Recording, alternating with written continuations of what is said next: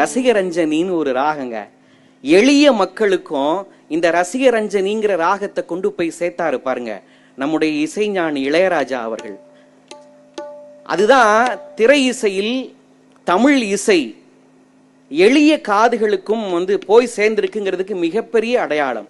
இந்த பாட்டினுடைய முதல் வரியில அவர் கொடுத்த அந்த ரசிகரஞ்சனிங்கிற அந்த அந்த பண்ணை அடிப்படையாக வைத்து அவர் கொடுத்த மெட்டு இருக்கு பாருங்க, அப்பா கேட்க கேட்க அவ்வளோ ரசனையா இருக்கும். சரிக சரிக சரிக பகரி சரி சதச சரிக சரிக சரிக பகரி சரி சதச சுகம் பல தரும் தமிழ் பா சுவையோடு கவிதைகள் தா தமிழே நாளும் நீ பாடு.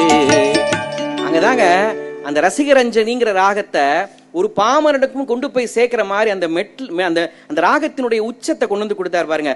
தமிழே நாளும் நீ பாடு கபத சாத பகத பகரிசா.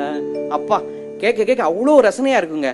தமிழே நாளும் நீ பாடு அமுதே தமிழே அழகிய மொழியே எனதுயிரே.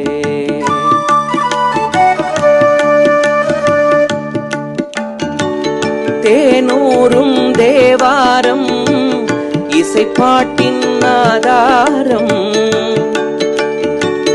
தேனூரும் தேவாரம் இசைப்பாட்டின் ஆதாரம். தமிழிசையே தனி இசையே தரணியிலே முதல் இசையே. தமிழிசையே தனி இசையே தரணியிலே முதல் இசையே. இந்த ரெண்டு வரிகளை மட்டுமே வச்சு திரை இசையில் தமிழ் இசை என்கிற தலைப்பை நாம ஒரு மணி நேரம் கூட பேச